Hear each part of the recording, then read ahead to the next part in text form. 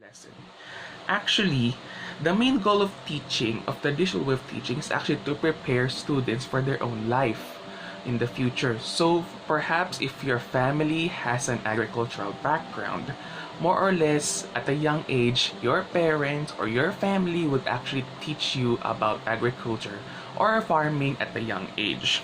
And second, teaching traditionally is actually helping you to take action, and the second one is to be familiar with the things that you're about to do in the future. Actually, the main focus of traditionally is about for you to be trained on how to be obedient and how to follow instructions. Those are the two things that make this a bit more good, because in the production line you need to follow instructions, because back then you need to have a certain process that you actually need in order for you to accomplish these things. Being obedient actually is a big part, because if you messed up one thing, well, it goes up in the next line of production. Actually, the advantage of this is that you can actually develop your own character development, actually hone your own skill. This is actually an advantage for all of you. If technology is out of the case, but actually this helps in a big way. However, the downside of not having this kind of technology integration in this old-fashioned teaching is that students would not be trained to do their work independently, because back then you're being trained on one-on-one, like most of the students back then. Because for example, if you're going to teach, your parents are going to teach you about farming, definitely they would have to teach you the basics. So from point A to point B, they would actually teach you many things. However, it cannot teach you how to act independently unless you actually master the whole process itself. But with technology, you can actually have the capability to learn independently. If the teacher shows you this kind of lesson, then definitely you may have the knowledge to acquire those. And actually, without technology, teachers would have a difficult time in delivering those lessons.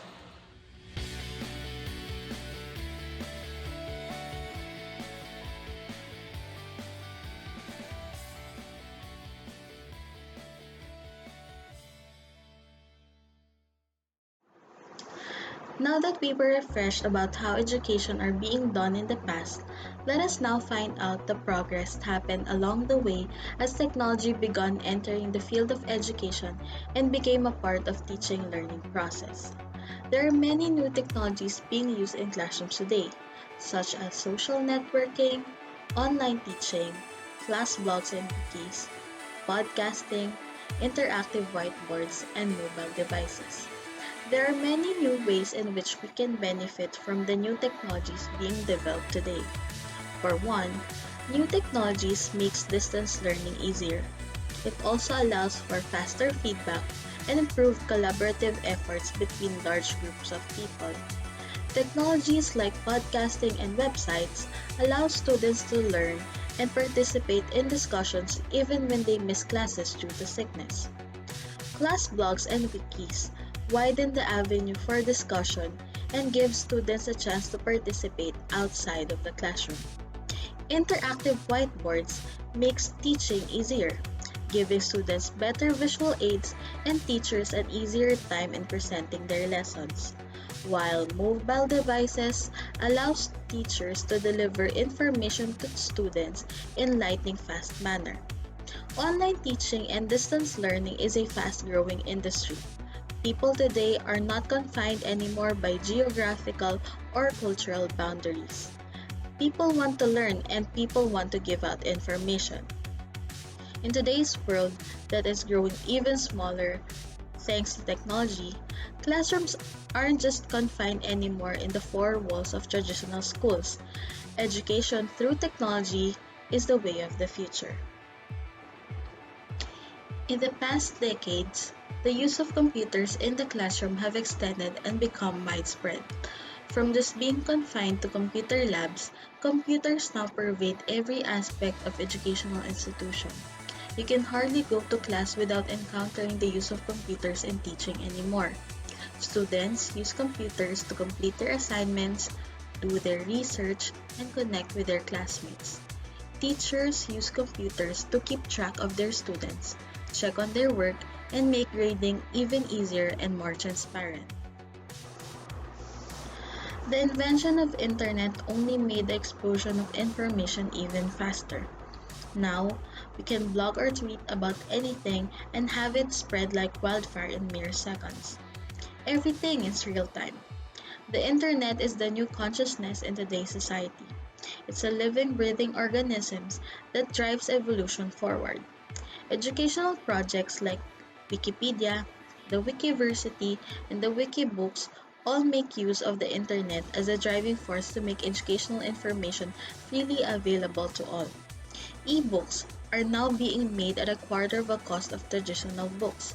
It is hoped that in the future, e-books won't even have cost anything since by that time, every book in existence would have been scanned and downloaded. There won't be any cost to the production of more e-books. Education that is truly free and universal will have been achieved by the new technologies such as computer and the internet. From the old computers we use in science labs to the iPads that we can carry in our bags, the way we go about educating students sure has changed a lot. The continuous development of microchips that grow smaller and more powerful means that in the next few years to come, we will see even more new technology that will improve and change the way we teach and learn. One of the long-standing dreams of the computing community is that there comes a time that we won't even have to go to school anymore, that with just a touch of a button, we can learn anything we want. By just downloading a lesson and uploading it in our brain, we can learn and master anything. The stuff of science fiction, you say? Yet in the past, but the internet was also the stuff of science fiction. The latest technology used in classrooms today may just be the relics of the history in the future.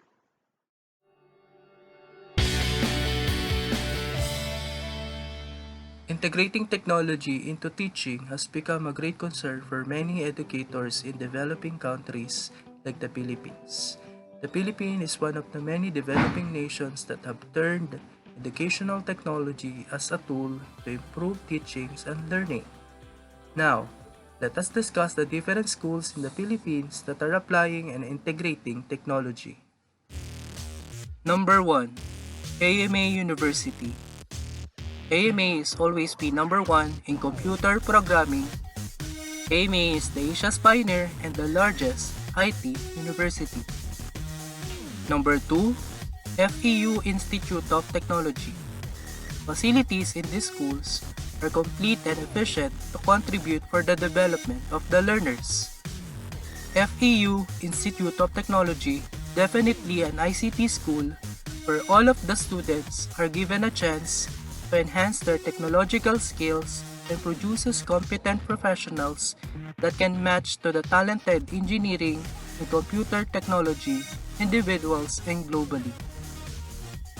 And number 3, ICCT Colleges Foundation. ICCT Colleges is known for producing globally competitive graduates that will contribute not only for technology advancement but also for the nation building.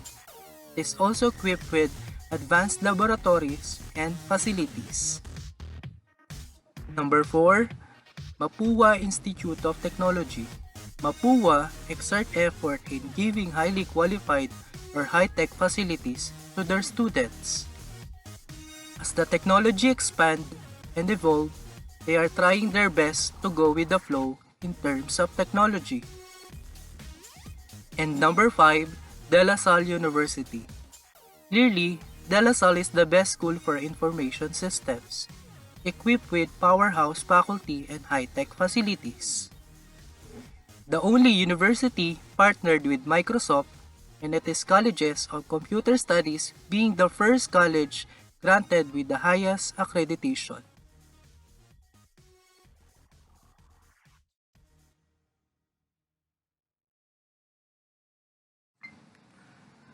Technology makes valuable contribution to various aspects of education development. and effective learning through expanding access, promoting efficiency, improving the quality and learning, and enhancing the quality of teaching. But let us discuss the experiences of technology on the part of the teachers and students. For the teachers, I asked some of my co-faculty and this is the question that I asked to them. For them, what is educational technology? And I found out that technology is really one of their tools in assisting their students in the learning process. But not all teachers can utilize technology, especially the tenured teachers. First, some of them prefer to ask some assistance to their students to demonstrate it for them. Second, male teachers have the higher level of confidence in using technology than the female teachers. And lastly, those teachers who are incompetent in using technology to teaching are those who are lacking in service trainings and seminars.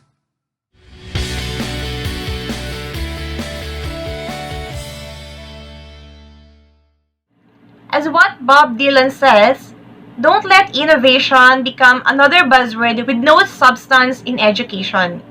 Let it be the change that we need. So the world is transforming with lightning speed since digital technology has really taken off. And as technology advances, so does its use in education. These days, classrooms and learning practices are a world away from those of our grandparents knew. Tools such as mobile learning, cloud computing, are enhancing the learning experience in a dynamic and accessible way. So here in our country, basic education in the Philippines faces a lot of challenges. The changes in the curriculum, the limited IT resources, and spiraling changes and improvement becomes overwhelming for administrators and teachers of the school. So what is this educational technology or the EdTech? We can look at education technology from three different perspectives. Number one, a set of tools providing digital alternatives to deliver education to students. So number two, it is an academic discipline, studying, learning, and teaching methods and how to utilize them in a digital form. Number three, education technology is an industry consisting of educators like teachers, startups, and companies who develop educational technology tools. So the use of technology in order to attain a rich experience of learning is very essential. There are good, which is the advantages of using this technology, but of course there are also pitfalls that beset us once in a while. So the disadvantages or the issues. Some lessons that can be learned from this experience are the following. So number one, no matter how urgent change may be, we can only go as fast as the teachers in the classroom. To teach authentic collaboration, we should practice it first. The ground is rich for discovery. Teachers should challenge themselves to move away from their comfort zones. Learning technologies, especially for the teachers who are not yet into this kind of innovation, is very hard. Schools must have seminars for this matter. Not all teachers know how to use computers. How can they teach something that they don't know? It is a problem nowadays since the use of laptop or computer in computing grades or doing PowerPoint presentations for their lessons is a must in the present times. So teachers must be flexible, but of course with the help of the school head and the other teachers as well. Number two, the laboratory automation works. Placing accurate, inexpensive tools at the disposal of students is a roadmap towards active learning. Science learning without the elements of discovery, accuracy, and observation and analysis tool will but remain an exercise of memorization. Technology is a good tool for studying, but letting the students to explore and discover things outside the classroom is the best type of learning for them, which means we don't need to use technology all the time while teaching to our students. So the presentation tools are windows to how our students think. Presentations can be multifaceted and can even show the different intelligence of our students. The challenge for us would be to develop authentic assessments or rubrics in order to make a better evaluation. Next one is, Internet is a rich source of information. While search engines do help us a lot to make better preparation, we need to train the students to be discerning of the information they acquire and to respect the work of others through proper citations. And while we are on the topic of using the internet to students, one big problem of this situation is we do not know the sites that the students are accessing. We must be vigilant as a teacher when we are using computers as a learning tool for our students. Kids nowadays are too smart not to know sites that are prohibited for them. Last, the world is my classroom. As a teacher, we must look beyond the walls of the school. There are many classrooms we can connect with.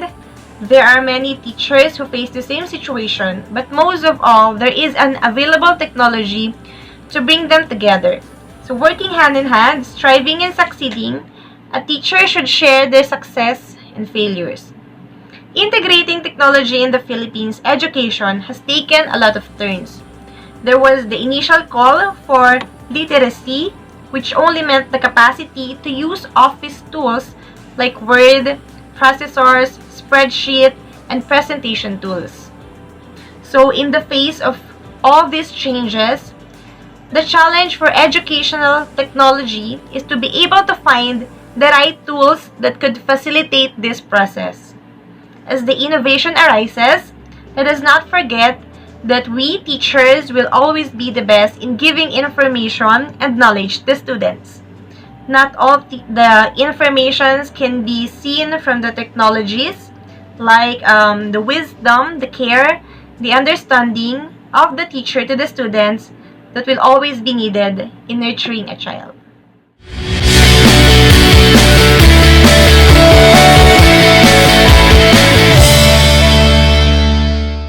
Well, for me, I strongly agree that technology should be integrated with the classroom. However, my point is that if we're going to include technology in the classroom, let us make sure that our students also can cope up with the needs of this technology in the classroom. Because let us be reminded that everyone actually has the luxury of the fast internet connection and of course the gadgets.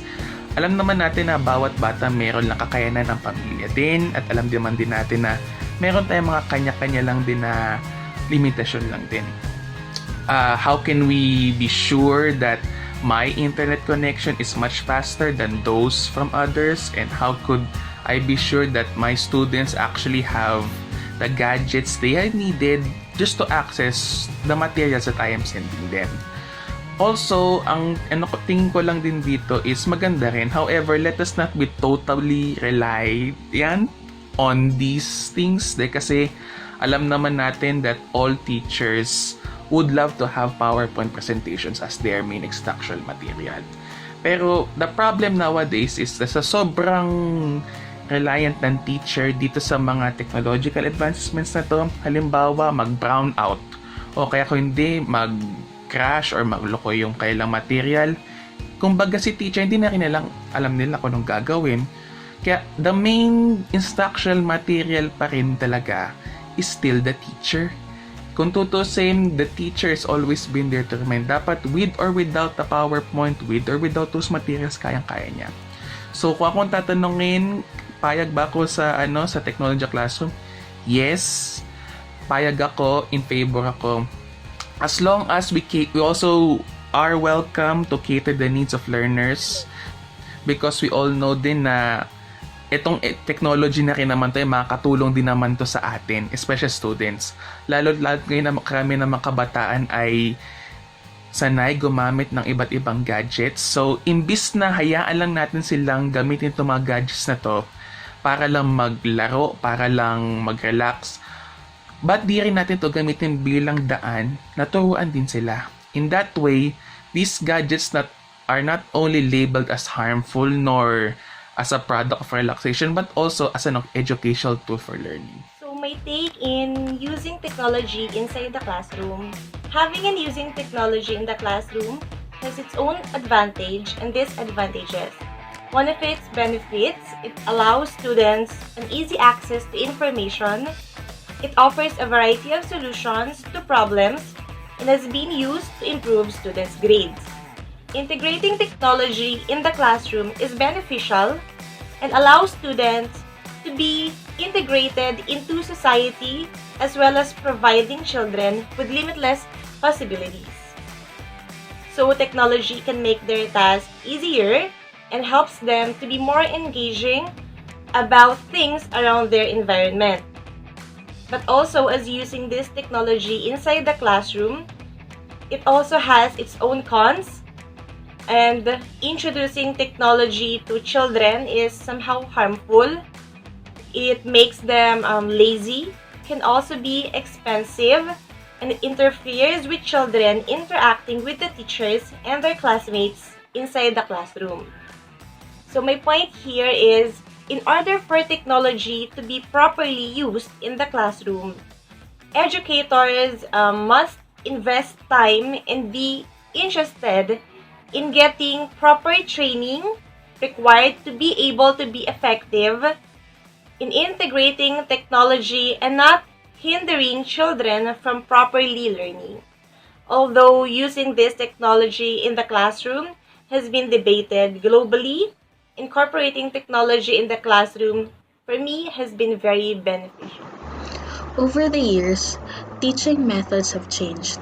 From the usual chalk-to-talk method of teaching to the use of iPads in the classroom scene.